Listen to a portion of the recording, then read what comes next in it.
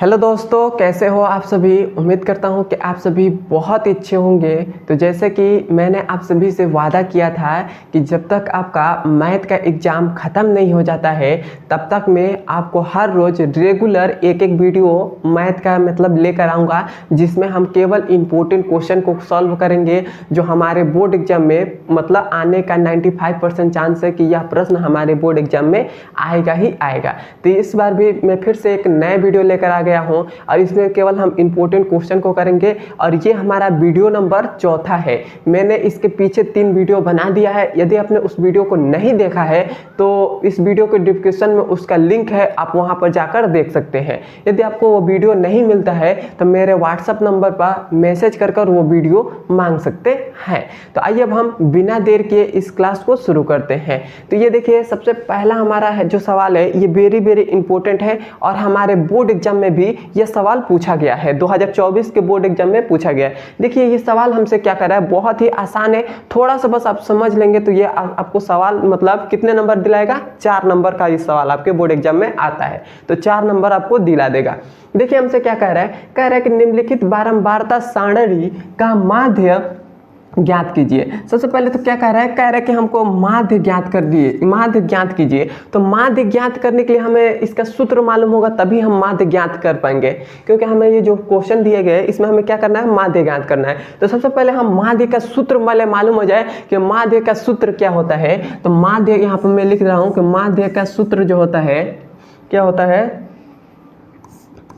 माध्य का जो सूत्र होता है वो क्या होता है, वो होता है हमारे पास है सिग्मा एफ आई।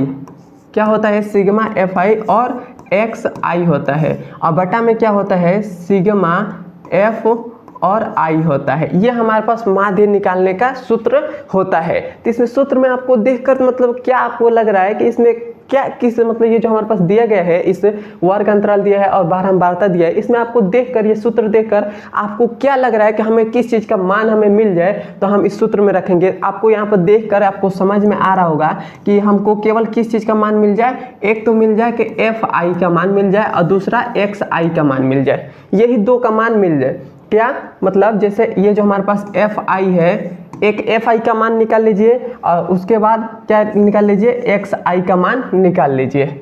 यदि आप इन दोनों का मान निकाल लेते हैं तो इसका सूत्र माध्य आपको ज्ञात हो जाएगा। तो सबसे पहले हम एफ आई और एक्स आई का मान निकालेंगे। तो एफ आई और एक्स आई का मान हम कैसे निकालेंगे ये हम आपको सिखाते हैं। तो देखिए जो हमारे पास ये दिया गया है, वर्ग अंतराल दिया गया है और नीचे बारंबारता दिया गया है। इसको आप सबसे पहले क्या करिएगा, इसको आप इस प्रकार ऐसे ये जो को दिया गया है इस प्रकार दिया गया है, इसे खड़ा दिया गया है, इसको आप इस प्रकार लिख लीजिएगा। जैसे मैं यहाँ पर मैं बनाकर लिख दे रहा हूँ।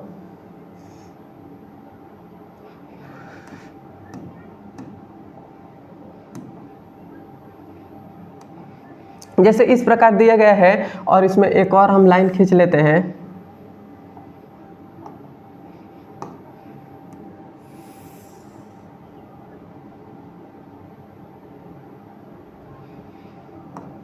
इस प्रकार हमको दिया गया है और हमारे पास क्या दिया है, इस प्रकार एक और लाइन हम खींच लेते हैं।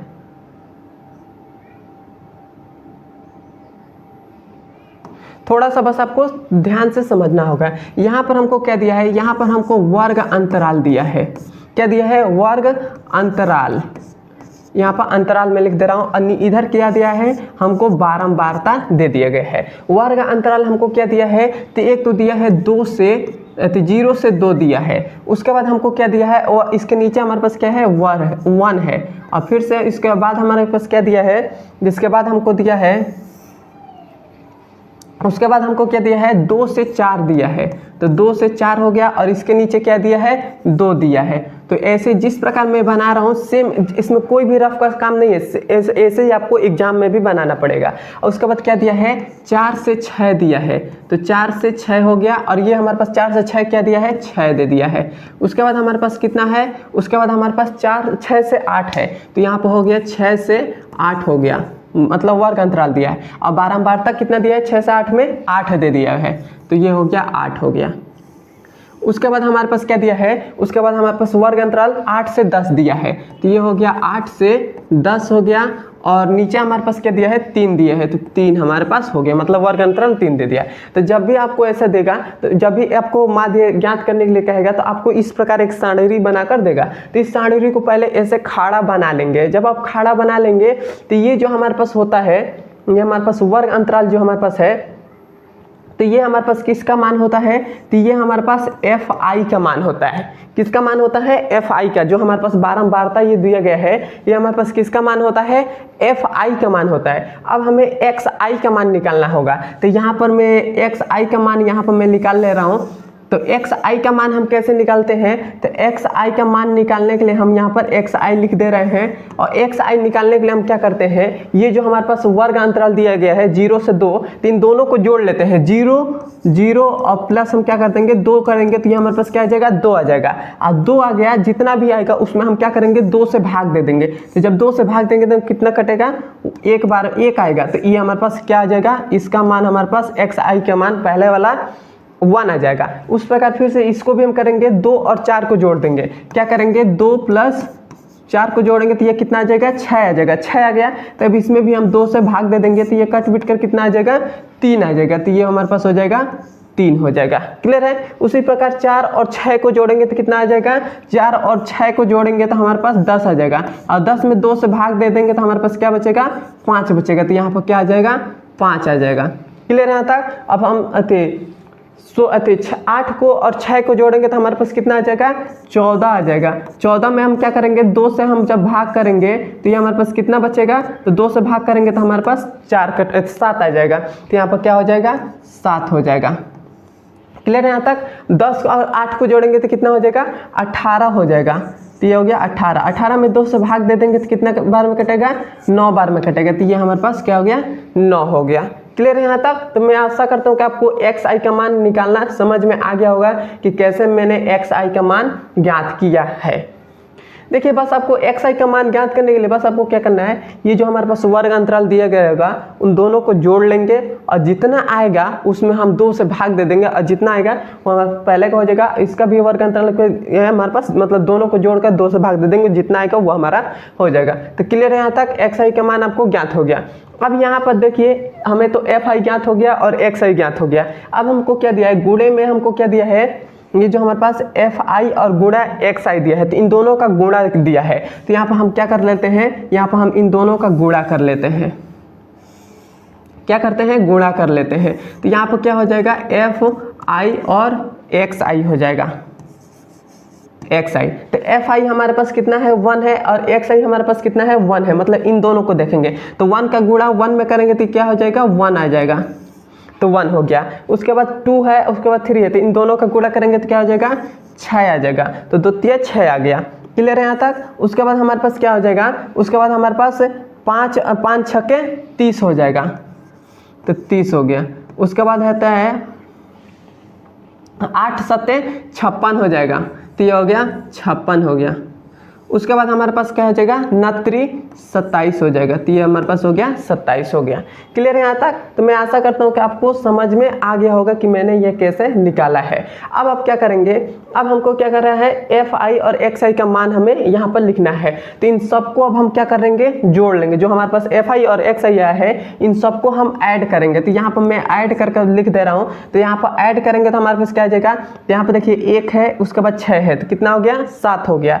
7 है और 6 है, यहाँ पर 7 के बाद उसके बाद क्या है, 0 आया है, तो वही 7 ही रहेगा। उसके बाद 7 में 6 जोड़ेंगे तो कितना हो जाएगा, 13 हो जाएगा। और 13 में हम 7 जोड़ेंगे तो कितना हो जाएगा, 7 दूना 14 7 का 21, मतलब 20 हो जाएगा। तो यह हमारे पास 20 का 0 हो जाएगा। हासिल कितना बचा, 2 बचा। उसके बाद क्या बच रहा है, 3 5 8 हो गया, 8 और 2 10 हो गया, और 10 2 12 हो गया। तो ये हमारे पास कितना आ गया, 120 आ गया। मतलब हमारे पास क्या आ गया है, एफ और आई और एक्स आई का मान कितना आ गया है, 120 आ गया है। 120 आ गया है। अब उसके बाद क्या करना है, एफ आई का मान निकालना है। केवल हमें क्या करना है, एफ आई का मान निकालना है, तो एफ आई को भी जोड़ देंगे। तो एफ आई को जोड़ेंगे तो क्या हो जाएगा, तो 1 और 2 कितना हो गया, 3 हो गया, और 3 और 6 को जोड़ेंगे तो कितना हो जाएगा, 9 हो जाएगा, और 9 और 8 को जोड़ेंगे तो कितना हो जाएगा, तो 9 और 8 को जोड़ेंगे तो 8 17 हो जाएगा, 17 और 3 को जोड़ेंगे तो कितना आ जाएगा, 20 आ जाएगा। तो ये हो गया 20 हो गया। क्लियर है यहाँ तक। अब देखिए, अब हमारे पास ये दोनों आ गया, तो अब हम इस सूत्र में रखकर इसको सॉल्व करते हैं। तो यहाँ पर रखते हैं, तो यहाँ पर हमारे पास क्या हो जाएगा, सिग्मा एफ आई और एक्स आई का मान कितना आया है, 120 आया है, तो ये हमारे पास हो जाएगा 120। अब बटा में हमारे पास एफ सिग्मा एफ आई का मान कितना आया है, 20 आया है, तो ये हो जाएगा 20 हो जाएगा। क्लियर है यहाँ तक। 0 से 0 कट गया, उसके बाद 2 एकने 2 और 2 छक्के 12, तो ये हमारे पास आंसर कितना आ गया, 6 आ गया। तो हमारे पास माध्य कितना निकल गया,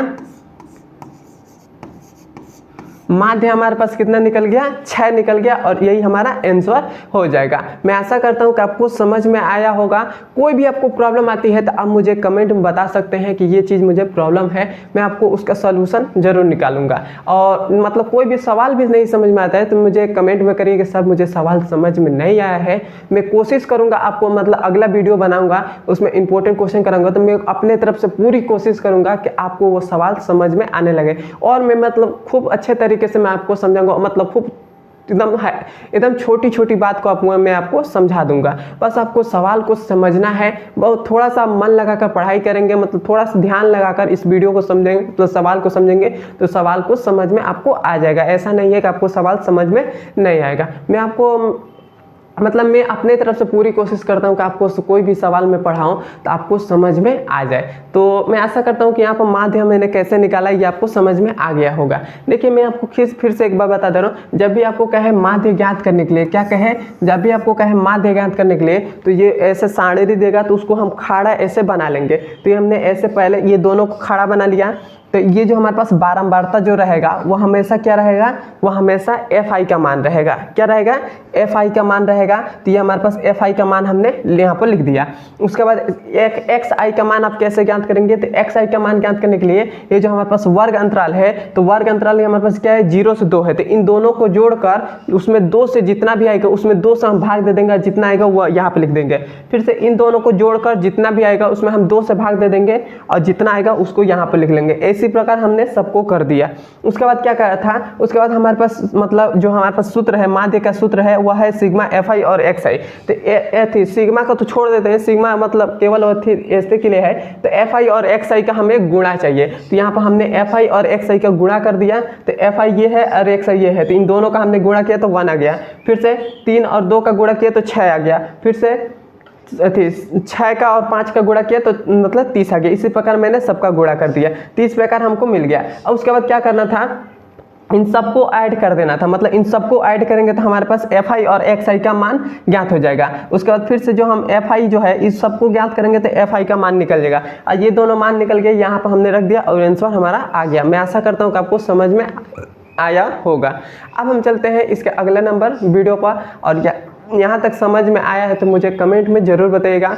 और अभी तक हमारे व्हाट्सएप चैनल को ज्वाइन नहीं किया है तो ज़रूर ज्वाइन करिएगा, और मेरे इंस्टाग्राम को भी आप फॉलो कर लीजिएगा। अब हम चलते हैं इसके दूसरे नंबर सवाल पर।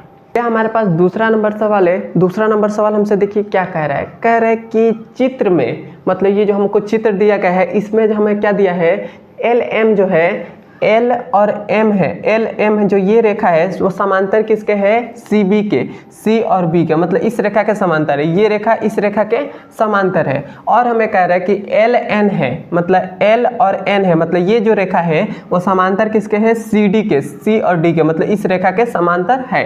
तो सिद्ध कीजिए, हमें सिद्ध क्या करना है, सिद्ध करना है कि ए एम बटा क्या हो जाए, ए बी हो जाए, मतलब ये पूरा लाइन हो जाए, बराबर में ए एन है, ए एन बटा में क्या आ जाए, एन ए डी आ जाए। ये हमको सिद्ध करना है। तो कैसे हम सिद्ध करेंगे, तो जो हमें दिया है सबसे पहले हम उसको लिखकर उसके बाद हम आगे सॉल्व करेंगे। तो पहले तो हमें जो दिया है उसको लिख लेते हैं। तो यहाँ पर हम लिख रहे हैं कि दिया है, क्या दिया है, क्या हमको दिया है ये हम लिखते हैं। तो हमको दिया है एल एम समांतर है सी बी के, मतलब जो हमारे पास एल और M है वो समांतर है किसके, CB के, या BC लिखे, CB लिख दे रहे हैं, CB के समांतर है। मतलब ये रेखा इस रेखा के समांतर है। तो अब आपको मालूम होगा कि जब दो रेखा समांतर होते हैं इसका अनुपात भी बराबर होता है। तो मतलब जो हमारे पास AM है क्या हो जाएगा, जो हमारे पास यहाँ पर लिख दे रहे हैं,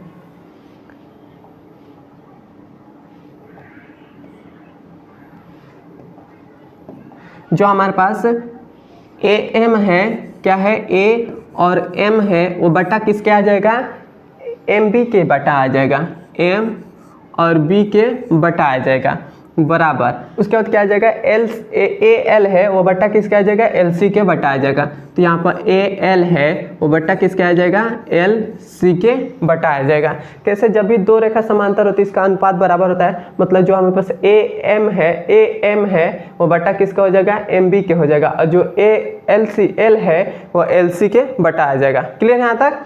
अब हम क्या करेंगे, अब हमें इसमें क्वेश्चन में हमें ये सिद्ध करना है कि AM बटा में MB, मतलब MB को बटा में लाना है। तो यहाँ पर MB जो हमारे पास है क्या है, AB, जो हमारे पास A और B को बटा में लाना है और इधर A और D को बटा में लाना है। तो जो हमारे पास A ऊपर वाला है इसको नीचे हम कर देते हैं। तो इसका हम क्या करेंगे, व्युत्क्रम कर देते हैं। तो इसका जब हम व्युत्क्रम करेंगे तो ये जो MB है ये ऊपर चला जाएगा। तो ये हमारे पास क्या हो जाएगा,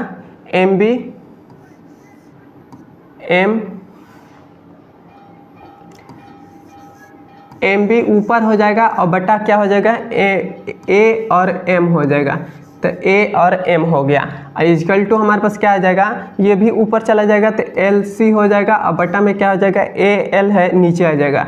तो A और L हो जाएगा, L हो जाएगा।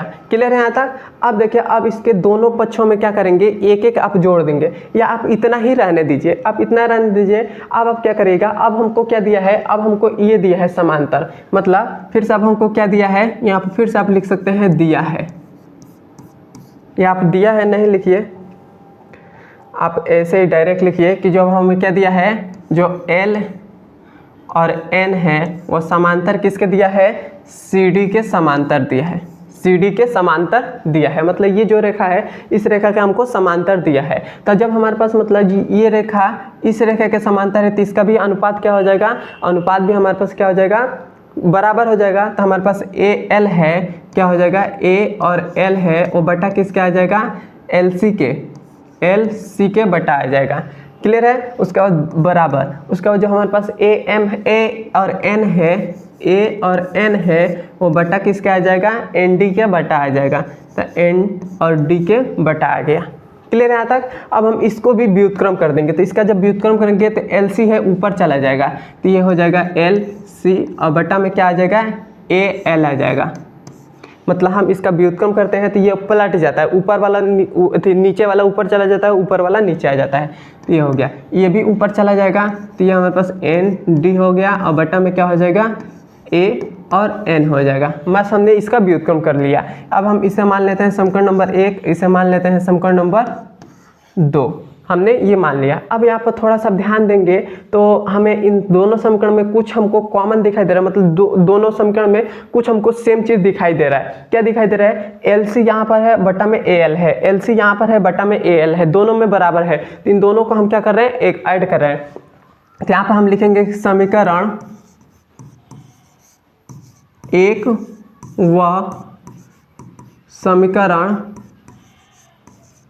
2 से, समीकरण 1 व 2 से। तो समीकरण 1 व 2 हमारे पास क्या आ जाएगा, तो ये हमारे पास MB है, पहला समीकरण क्या है MB, तो MB हो जाएगा और बटा में क्या हो जाएगा AM हो जाएगा। तो AM हो गया।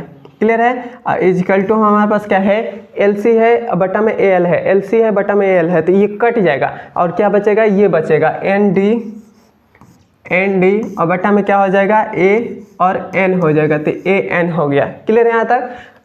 अब आप क्या करिए, इन दोनों पक्षों में एक एक जोड़ दीजिए। तो इन दोनों पक्षों में एक हम जोड़ेंगे तो क्या आ जाएगा, MB प्लस में A और M हो जाएगा और इसमें हम +1 जोड़ते रहे। इधर हम जब 1 जोड़ेंगे तो इधर भी हमें 1 जोड़ना पड़ेगा। तो हमारे पास क्या हो जाएगा ND और बटा में क्या हो जाएगा AN और प्लस में 1, इधर भी हम 1 जोड़ दे रहे हैं। तो जब हमने इधर भी 1 जोड़ा तो ये हमारे पास क्या हो जाएगा, इन दोनों का एलसीएम ले लेते हैं। तो एलसीएम हम कैसे लेंगे, तो यहाँ पर थोड़ा सा आपको ध्यान से समझना होगा। देखिए इन दोनों का, इसके भी बटा में क्या है, इसके भी बटा में 1 है, तो 1 और एम को एलसीएम लेंगे तो हमारे पास क्या आ जाएगा, ए और एम आ जाएगा।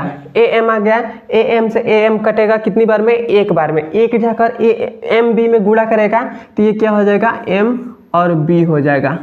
क्लियर है, प्लस है तो प्लस हो गया। उसके बाद 1 एम बी में काटेगा, एम बी को काटेगा कितनी बार में, एम बी बार में। तो एम बी बार में जब एम बी 1 में गुणा करेगा तो ये क्या हो जाएगा, ए और एम हो जाएगा। क्लियर है यहाँ तक। उसके बाद इजकल टू है तो यहाँ पर इजकल टू लग जाएगा। क्लियर है। उसके बाद है इन दोनों का भी एलसीएम ले लेते हैं। तो एलसीएम लेंगे तो हमारे पास क्या आ जाएगा, ए और एन एलसीएम आ जाएगा। ए एन से ए एन कटेगा कितनी बार में, एक बार में। एक जाकर एन डी में गुणा करेगा तो ये हो जाएगा एन और डी हो जाएगा। प्लस है तो प्लस हो गया। 1 एन डी में मतलब गुणा कर, मतलब कितने बार में कटेगा, एन डी बार में। एन डी जाकर ऊपर गुणा करेगा 1 में तो ये हो जाएगा ए और एन हो जाएगा। क्लियर है यहाँ तक। अब आप थोड़ा सा समीकरण को आप ध्यान से देखेंगे तो हमको क्या मिल रहा है, ए एम बी प्लस में ए एम, मतलब एम बी प्लस में ए एम ये मिल रहा है। तो इसके बदले में हम ए बी लिख सकते हैं, बिल्कुल लिख सकते हैं। तो यहाँ पर क्या हो जाएगा, ए और बी लिख सकते हैं। कैसे, जैसे हमको क्या दिया है, एम बी ये दिया है, मतलब ये छोटा वाला लाइन, यहाँ पर थोड़ा सा ध्यान से समझिएगा, ये छोटा वाला लाइन। प्लस में हमको क्या दिया है, ये बड़ा वाला एम और ए दिया है, मतलब एम बी दिया है, मतलब प्लस में हमको ये वाला लाइन दे दिया है।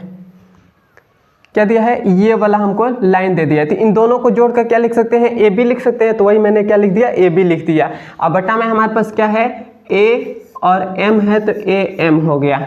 यहाँ पर क्या है हमारे पास है, इजकल टू में एन डी है प्लस में ए एन है। तो एन डी है और प्लस में ए एन है। तो इसको भी बटा हम क्या लिख सकते हैं, इसको हम लिख सकते हैं ए और डी, और बटा में क्या लिख सकते हैं, ए एन है तो A N as it is रहेगा। क्लियर है यहाँ तक। अब देखिए, अब हमको क्या है, हमको सिद्ध करने के लिए कहा था, तो हमको कहा था कि ए एम बटा में एम बी, ए एम बटा में एम बी, ये हमको कहा था, मतलब ये हमको उल्टा आ गया है। उसके बाद क्या कहा था, ए एन बटा में ए डी, ए एन बटा में ए डी, मतलब ये हमारे पास उल्टा आ गया है। मतलब ये जो नीचे वाला पद है वो सारा ऊपर होना चाहिए, ऊपर वाला पद सारा नीचे होना चाहिए। तो हम क्या करेंगे, इसका हम व्युत्क्रम कर देंगे। तो व्युत्क्रम करेंगे तो हमारे पास क्या आ जाएगा, तो हमारे पास आ जाएगा ए, जो व्युत्क्रम कर रहे हैं तो ये जो हमारे पास नीचे है सब ऊपर चला जाएगा। तो नीचे हमारे पास क्या है, ए एम है, तो ए और एम हो जाएगा। बटा में ऊपर क्या है, A M B, A B है, तो ए बी नीचे आ जाएगा। तो ए बी नीचे आ गया। इक्वल टू ये जो ए एन है वो ऊपर चला जाएगा, तो ए और एन हो जाएगा। और बटा में क्या है, एन ए डी है, तो ये ए डी नीचे आ जाएगा। तो ए डी नीचे आ गया। और यही हमसे कहा था सिद्ध करने के लिए, और यही हमारा प्रूफ हो गया, यही हमारा आंसर हो जाएगा। क्लियर है यहाँ तक। मैं आशा करता हूँ कि आपको समझ में आया होगा। बहुत ही आसान था ये सवाल सॉल्व करना, और ये सवाल आपके 2024 के बोर्ड एग्जाम में पूछा गया प्रश्न है। इसे आप खूब आराम से देख लीजिए। कहीं भी आपको प्रॉब्लम आ रही तो मुझे कमेंट में बता सकते हैं। तो अब हम चलते हैं इसके अगले नंबर सवाल पर। यह हमारे पास तीसरा नंबर सवाल है। देखिए तीसरा नंबर सवाल हमसे कह रहा है कि सिद्ध कीजिए कि ये हमारे पास दोनों दिया गया है, इसको हमें सिद्ध करना है। क्या हमें सिद्ध करना है, कॉसेक ए माइनस साइन ए और गुणे में हमको सेक ए माइनस का कॉस ए, ये सिद्ध करना है कि 1/10 ए प्लस कॉट ए, मतलब ये हमको लाना है। LHS को लेकर RHS ला दीजिए या RHS को लेकर LHS ला दीजिए। मतलब जो भी आपको, मतलब कोई भी पद एक तरफ का पद ले लीजिए, उसके बाद दूसरे तरफ का पद ला दीजिए। तो मैं कैसे सिद्ध करता हूँ, कोई भी मतलब जैसे सवाल ऐसा जब भी आता है या LHS को लेकर RHS लाना होता है, तो हम मैं क्या करता हूँ, मेरा तरीका यही रहता है कि जो बड़ा वाला पद रहता है उसको ले लेते हैं। मतलब जैसे हमारे पास ये क्या है, यह इधर का पूरे पक्ष को हम क्या कहते हैं, LHS, इधर के पूरे पक्ष को क्या कहते हैं, RHS, मतलब left hand side right hand side. तो हम मेरा यही टारगेट यही रहता है, मैं जब भी ऐसा सवाल को सॉल्व करता हूँ तो मेरा यही रहता है कि जो बड़ा वाला पद है उसको हम पहले ले लेते हैं। मतलब ये जो इधर का बड़ा वाला लेफ्ट हैंड साइड जो है बड़ा पद है, तो इधर को ही हम लेकर सॉल्व करेंगे और इधर वाला ला देंगे, क्योंकि छोटा सा बड़ा लाने में बहुत ज़्यादा दिक्कत होता है। और बड़ा से आप छोटा ला सकते हैं, लेकिन छोटा से बड़ा लाने में बहुत ज़्यादा प्रॉब्लम आ सकती है। तो इसीलिए क्या करेंगे, आप बड़ा से लेकर छोटा मिलाएंगे, तो हम इधर वाले पद को ले रहे हैं। तो यहाँ पर आपको सवाल ये हमको दिया है, तो यहाँ पर थोड़ा सा ध्यान देंगे। तो यहाँ पर हमको क्या दिया है, कॉसेक ए माइनस का साइन ए। अब यहाँ पर फिर से ब्रैकेट में दिया है सेक ए माइनस का कॉस ए, ये हमको दिया गया है। तो यहाँ पर हमको कुछ भी समझ में नहीं आ रहा है कि हम क्या करें कि ये हमको पद मिल जाए, ये हमारा आ जाए। तो जब भी आपको कुछ समझ में नहीं आता है तो जो भी रहता है, कोई भी उसमें रहता है, उसको क्या करिए, साइन कॉस में बदल दीजिए। मतलब जो हमारे यहाँ पर साइन है, यहाँ पर कॉस है, तो और जो ये पद है, ये पद है, इसको भी साइन कॉस में बदलिए। जब भी आपको समझ में ना आए तो आप क्या करिए, साइन कॉस में बदलिए। साइन कॉस में बदलने से कुछ ना कुछ हमको समझ में आने लगता है कि इसके आगे हम क्या करें। तो इसको भी हमें साइन कॉस में बदलना है, इसको भी साइन कॉस में बदलना है। तो कॉसेक ए बराबर क्या होता है, एक सूत्र होता है कॉसेक, यहाँ पर मैं सूत्र लिख दे रहा हूँ। कॉसेक ए बराबर क्या होता है, वो होता है 1 साइन ए होता है। तो कॉसेक ए की जगह पर क्या लिख सकते हैं, 1 साइन, और यहाँ पर सेक है तो सेक ए बराबर क्या होता है, 1 कॉस ए होता है। ये हमको सूत्र मालूम है, तो ये हम लगाएंगे यहाँ पर। तो यहाँ पर कॉसेक ए की जगह पर हम क्या लिख सकते हैं, 1 साइन ए लिख सकते हैं। माइनस है तो माइनस, साइन है तो ये हो जाएगा साइन ए हो जाएगा। क्लियर है यहाँ तक। उसके बाद फिर से हमको ब्रैकेट में क्या दिया है, तो ब्रैकेट में हमको सेक ए दिया है, तो सेक ए की जगह पर 1 कॉस ए लिख सकते हैं। तो यहाँ पर 1 कॉस ए लिख देंगे, तो 1 कॉस ए। माइनस है तो माइनस, ये हमारे पास क्या है, कॉस ए है तो कॉस ए हो गया। क्लियर है यहाँ तक, इतना हो गया। अब आप क्या करें, इन दोनों का एलसीएम ले लीजिए। एलसीएम लेंगे तो हमारे पास क्या आ जाएगा, तो एलसीएम लेते हैं, एलसीएम लेंगे तो हमारे पास एलसीएम साइन आ जाएगा। साइन ए से साइन ए कटेगा तो ये हो जाएगा 1 माइनस, ये 1 कटेगा तो साइन ए में गुणा करेगा तो ये हो जाएगा साइन स्क्वायर ए हो जाएगा। ये एक ब्रैकेट में आ गया। और इधर हमारे पास क्या आ जाएगा, इधर भी हम इन दोनों का एलसीएम ले लेंगे, तो एलसीएम हमारे पास क्या आ जाएगा, LCM cos A, cos A से कॉस ए कटेगा तो 1, और माइनस है तो माइनस, और यहाँ पर कॉस ए में गुणा करेगा तो कॉस स्क्वायर ए हो जाएगा। क्लियर है यहाँ तक। अब देखिए, अब आपको यहाँ पे एक सूत्र मालूम होगा कि 1 थे साइन स्क्वायर ए प्लस में cos square A equal to क्या होता है, 1 होता है। तो यदि हम साइन को एज इट इज रहने देते हैं, साइन स्क्वायर ए को इधर ही रहने देते हैं, कॉस ए स्क्वायर ए को इधर भेजेंगे, इजकल टू को इधर भेजते हैं, तो क्या आ जाएगा, 1 है तो 1 एज इट इज रहेगा। माइनस का क्या हो जाएगा, कॉस स्क्वायर ए हो जाएगा। यदि हम कॉस स्क्वायर ए को इधर रहने देते हैं, कॉस स्क्वायर ए को इधर ही रहने देते हैं, साइन ए को इधर भेजेंगे तो 1 तो एज इट इज रहेगा, माइनस का साइन हो जाएगा, तो साइन स्क्वायर ए हो जाएगा। तो यहाँ पर आपको थोड़ा सा ध्यान दीजिएगा, 1 माइनस साइन स्क्वायर ए, 1 माइनस साइन स्क्वायर ए के जगह पर क्या लिख सकते हैं, कॉस स्क्वायर ए लिख सकते हैं। और 1 माइनस कॉस स्क्वायर ए, 1 माइनस कॉस स्क्वायर ए के जगह पर क्या लिख सकते हैं, साइन स्क्वायर ए लिख सकते हैं। तो इसके जगह पर क्या हो जाएगा, इसके जगह पर हमारे पास कॉस स्क्वायर ए हो जाएगा, और बटा में क्या है, साइन ए है तो साइन ए हो जाएगा। गुणा में हमारे पास इधर इसके जगह पर हम क्या लिख सकते हैं, तो साइन स्क्वायर ए लिख सकते हैं, और बटा में क्या लिख सकते हैं, कॉस ए लिख सकते हैं, बटा में है तो। अब देखिए यहाँ पर कॉस ए से एक कॉस से कट जाएगा, साइन से एक साइन कट जाएगा, कट गया। तो ये क्या बचेगा, तो ये बचेगा ऊपर हमारे पास कॉस ए, और गुणे में हमको क्या बचेगा, साइन ए, और बटा में क्या बचेगा, 1 बचेगा। तो अब यहाँ पर 1 बच गया। तो आपको मालूम होगा 1 बराबर क्या होता है, साइन स्क्वायर ए प्लस का कॉस स्क्वायर ए। तो यहाँ पर लिख देंगे, यहाँ पर मैं इसको मिटा दे रहा हूँ, या मैं साइड में ले रहा हूँ। जितना भी मैंने सूत्र को लिखा है यहाँ पर थोड़ा सा छोटा कर दे रहा हूँ।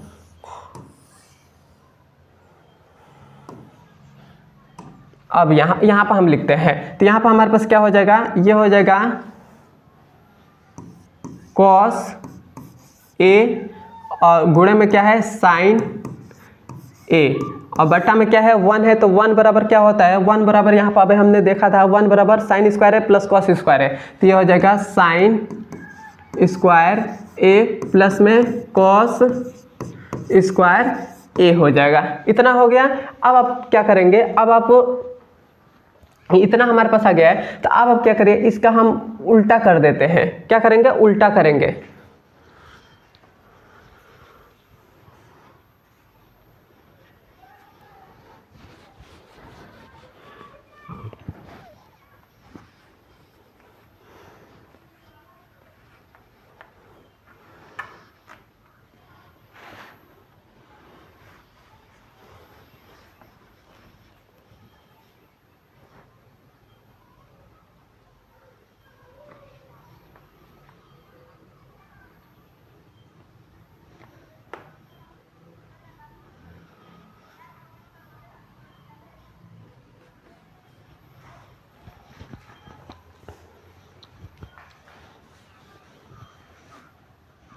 ये हो गया, इतना हो गया। अब हम क्या करेंगे, अब हम इसको, अब हमें क्या चाहिए, हमको चाहिए कि 1/10 चाहिए, 10 चाहिए। तो हमको मालूम है कि साइन अपान कॉस क्या होता है, 10 होता है। तो हम इसको उल्टा कर देते हैं पूरे को, मतलब मान लेते हैं कि ये पूरा हमारे पास क्या है, एक पद है और इसके बटा में हमारे पास क्या है, 1 है। तो इस पूरे पद को हम उल्टा कर देते हैं। तो व्युत्क्रम करेंगे तो हमारे पास क्या आ जाएगा, तो ये जो हमारे पास है ये ऊपर, मतलब ये तो 1 ऊपर चला जाएगा, तो ये तो 1 एज इट इज रहेगा।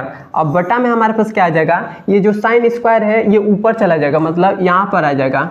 तो ये हो जाएगा साइन स्क्वायर ए हो जाएगा। और इसके बटा में हमारे पास क्या है, ये है, ये पूरा इसके बटा में आ जाएगा। मतलब ये जो हमारे पास है क्या है, कॉस ए है, और इनटू में क्या है, साइन ए है, तो sine A as it is रहेगा। और फिर से प्लस है तो यहाँ पर प्लस हो गया। ये कॉस स्क्वायर है तो कॉस स्क्वायर ए ऊपर रहेगा। अब और बटा में क्या आ जाएगा, ये पूरा पद नीचे आ जाएगा। तो ये हमारे पास क्या हो जाएगा, ये हो जाएगा कॉस ए और साइन ए आ जाएगा।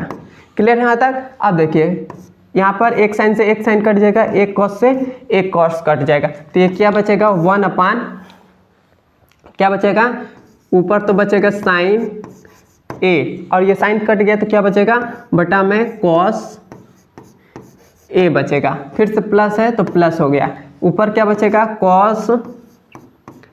कॉस ए, और बटा में क्या, कॉस कट गया तो बच रहा है साइन, तो ये हो जाएगा साइन ए। क्लियर है यहाँ तक। अब आप देखेंगे तो 1 होती साइन ए प्लस में थी साइन ए बटा में कॉस है, ये क्या होता है, 10 होता है। तो यहाँ पर आप क्या लिखेंगे, छोटा सा लाइन है यहाँ पर, तो ये ऊपर तो 1 है तो 1 एज इट इज रहेगा। और यहाँ पर क्या होता है, साइन ए बटा में कॉस ए क्या होता है, 10a होता है। तो ये हो जाएगा 10a हो जाएगा। फिर से प्लस है तो प्लस हो गया। कॉस ए बटा में साइन ए क्या होता है, कॉट होता है। तो ये हो जाएगा कॉट ए, तो कॉट ए हो गया। क्लियर है यहाँ तक। मैं इसको इधर ले रहा हूँ।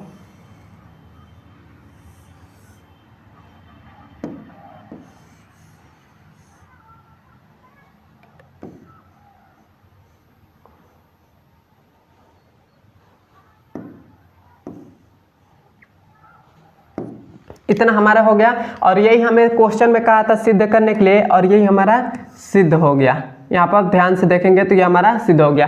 क्या कहा था, 1/10a प्लस कॉट ए, तो 1/10a प्लस कॉट ए, और यही हमारा आंसर हो जाएगा। यहाँ पर आंसर लिख देंगे, या आंसर नहीं लिखकर यहाँ पर लिख दीजिएगा राइट हैंड साइड, क्योंकि राइट हैंड साइड हमने लाया है, यही हमारा आंसर हो जाएगा। क्लियर है यहाँ तक। अब हम चलते हैं इसके अगले नंबर सवाल पर। यह हमारे पास चौथा नंबर सवाल है। चौथा नंबर सवाल आपके 2024 के बोर्ड एग्जाम में पूछा गया सवाल है। तो ये भी कहीं आता है कि 2025 के बोर्ड एग्जाम में आ सकता है, वो भी कितने मार्क्स का, 2 मार्क्स में पूछ सकता है। तो देखिए हमसे क्या कह रहा है, कह रहा है कि एक शंकु के आधार की त्रिज्या हमको कितना दे दिया है, 3.5 सेमी तथा ऊंचाई 12 सेमी है। तो शंकु की तिर्यक ऊंचाई ज्ञात कीजिए। मतलब हमें क्या कह रहा है, तिर्यक ऊंचाई, मतलब हमें एल का मान हमको ज्ञात करने के लिए कह रहा है। तो जो हमें दिया है वो हम लिख लेते हैं। तो हमें क्या दिया है, एक तो हमें दे दिया है त्रिज्या कितना दिया है, 3.5 सेमी, 3.5 सेमी इतना हमको दे दिया है। और हमको ऊंचाई दे दिया है, मतलब हमको ऊंचाई हमको दे दिया है, एच का मान हमको कितना दे दिया है, 12 सेमी। जैसे हम यहाँ पर एक शंकु बना लेते हैं, ऐसे आपको रैंडमली में कोई भी बना लेते हैं। यह हमारे पास क्या है, एक शंकु है। इसकी हमें क्या दिया है, इसकी हमें जो त्रिज्या है वो हमको 3.5 सेमी दे दिया है और इसकी जो ऊंचाई है वो 12 सेमी दे दिया है। और हमसे ये जो तिर्यक ऊंचाई है ये वाला ये हमको पूछ रहा है कितना है। तो कैसे हम ज्ञात करेंगे, तो तिर्यक ऊंचाई मतलब L बराबर एक सूत्र होता है, L बराबर क्या होता है, अंडर रूट के अंदर r स्क्वायर प्लस में h स्क्वायर होता है, ये हमारा सूत्र होता है। तो हमें तिर्यक ऊंचाई यहाँ पे लिख देंगे कि तिर्यक ऊंचाई, तिर्यक ऊंचाई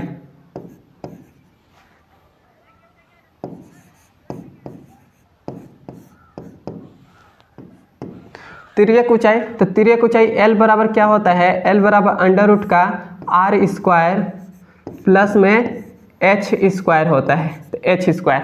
तो यहाँ पर हो जाएगा L बराबर अंडर रूट के अंदर r स्क्वायर मतलब 3 का स्क्वायर अंडर 3.5 का स्क्वायर कितना हो जाएगा, और प्लस में हमारे पास क्या है h स्क्वायर मतलब 12 का स्क्वायर हो जाएगा, ये हमारे पास हो जाएगा।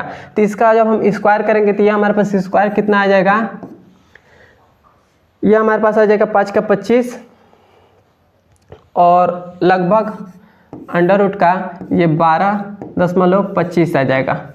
अब प्लस में हमारे पास क्या आ जाएगा, ये 12 के स्क्वायर 144, तो ये हो जाएगा 144 हो जाएगा। क्लियर है यहाँ तक, क्लियर है यहाँ तक। अब देखिए अब आप क्या करेंगे, अब आप इन दोनों को ऐड कर देते हैं। तो इसको तो मैं मिटा दे रहा हूँ, इसको अब हम इन दोनों को ऐड करेंगे तो L बराबर क्या हो जाएगा, अंडर रूट के अंदर यह हो जाएगा, इन दोनों को जोड़ेंगे तो हमारे पास 156.25 आ जाएगा, इतना आ जाएगा। अब देखिए L बराबर, इसको हम बाहर निकालते हैं, तो बाहर निकालेंगे तो ये हमारे पास क्या आ जाएगा, ये बाहर निकालेंगे तो 12.5 सेमी इतना हमारे पास आ जाएगा। तो यही हमारे पास तिर्यक ऊंचाई मतलब L का मान कितना आ गया, 12.5 आ गया, यही हमारा आंसर हो जाएगा। क्लियर है यहाँ तक, यहाँ तक आपको समझ में आया तो मुझे कमेंट में ज़रूर बताइएगा। अब हम चलते हैं इसके अगले नंबर सवाल पर। यह हमारे पास 5वां नंबर सवाल है। देखिए 5वां नंबर सवाल हमसे क्या कह रहा है, कह रहा है कि एक गोले का वक्र पृष्ठ का माप 36 पाई सेमी स्क्वायर है, तो गोले का आयतन ज्ञात कीजिए। मतलब एक हमें गोला दे दिया है, वक्र गोला दिया है, उसका पृष्ठ का क्या दिया है, माप हमें 36 पाई दे दिया है। तो पहले तो जो दिया है उसको लिख लेते हैं। तो यहाँ पर हम लिखेंगे कि वक्र पृष्ठ